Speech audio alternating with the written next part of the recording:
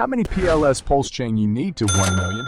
If you're a cryptocurrency enthusiast or someone interested in investing in PulseChain, you're in the right place. In this video, we'll be discussing the potential of PulseChain and how many PLS tokens you would need to reach the millionaire milestone. We'll take a deep dive into the current state of the cryptocurrency market, the supply and demand of PLS, and the future prospects of PulseChain. By the end of this video, you'll have a better understanding of the potential of PulseChain and the number of PLS tokens you need to reach your financial goal. So, make sure to stick around till the end to gain valuable insights and knowledge about PLS and PulseChain. But before going further, it's important to know that this video is for informational purposes only and does not constitute financial advice. Don't forget to subscribe and turn on notifications to stay up to date with our latest videos. Now, let's get started.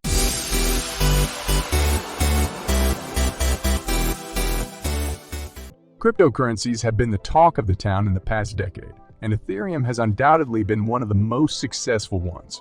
Ethereum, a decentralized open-source blockchain platform, was created to provide a platform for building decentralized applications, also known as dApps.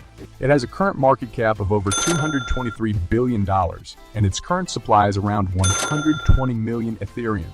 However, PulseChain is a new player in the crypto world that is generating a lot of buzz. The closest thing that we can compare PulseChain to is Ethereum. PulseChain aims to improve upon the Ethereum blockchain and create a more efficient and affordable platform for dApps, DeFi, and NFTs. As we announced a few weeks ago, the PulseChain v3 testnet is live. This means that the official launch is imminent. PulseChain's potential supply is an interesting concept that has caught the attention of many investors. As mentioned, if we multiply Ethereum's supply by 1.2 million, we get PulseChain's potential supply, which is around $144.5 trillion PLS.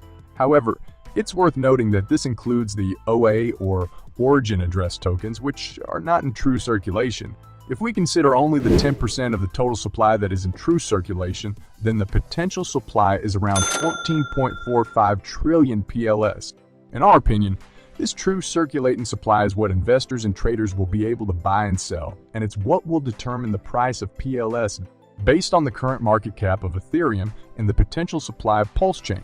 If the entire circulating supply of PLS had Ethereum's market cap, the price would be around $0.0149 per PLS token.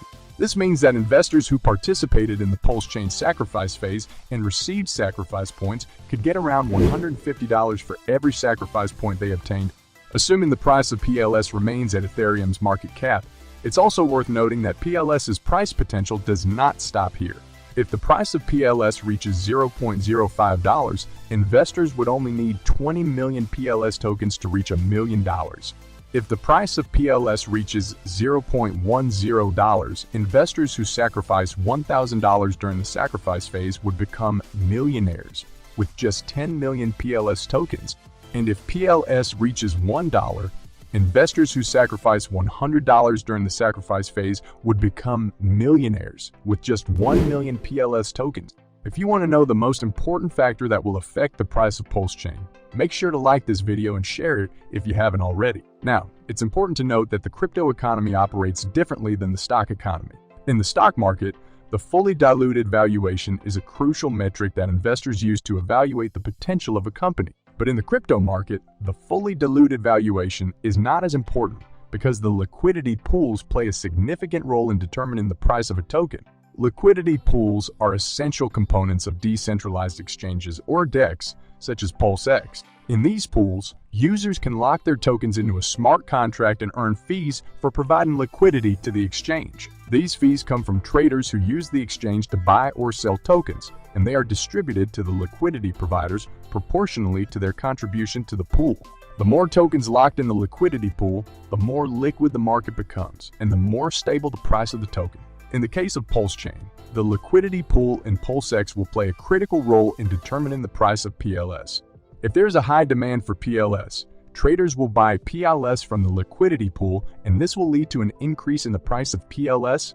Conversely, if there is a low demand for PLS, traders will sell PLS to the liquidity pool, and this will lead to a decrease in the price of PLS.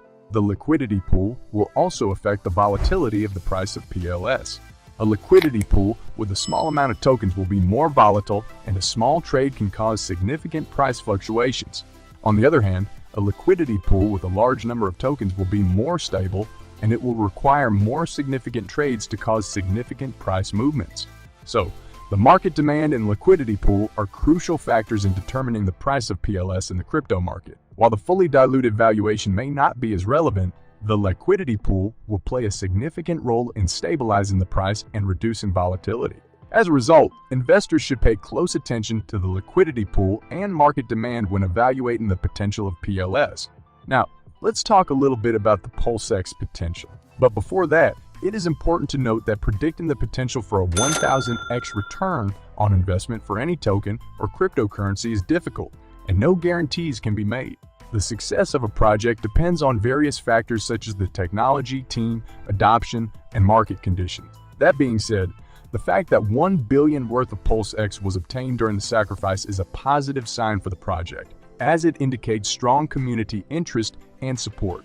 However, it's important to keep in mind that this alone is not a guarantee for a 1000x return on investment. As for the deflationary nature of PulseX, it means that the token supply will decrease over time. This is achieved through a mechanism called a token burn, where a portion of the tokens are permanently removed from circulation.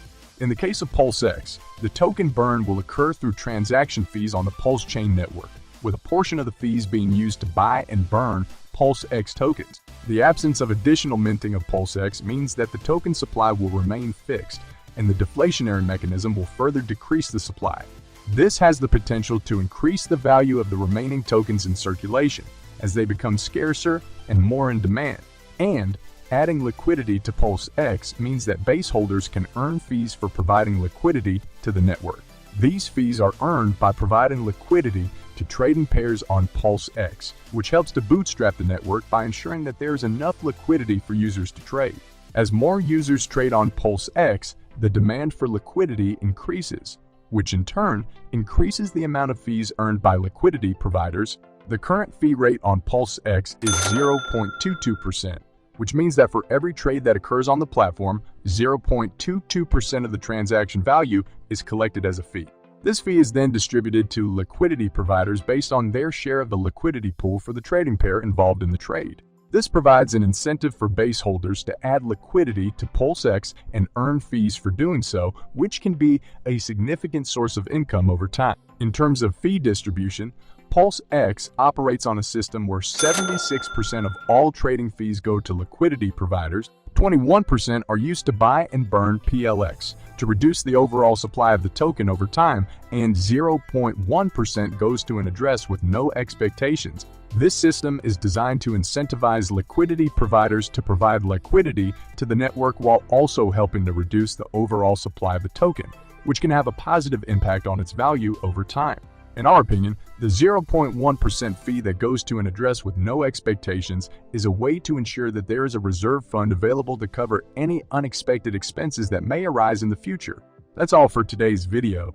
If you're excited about the potential of PulseX and want to stay updated on the latest developments, make sure to subscribe to our channel for informative content.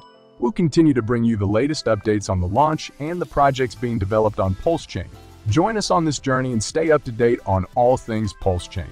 Thank you for watching, and we'll see you in the next video.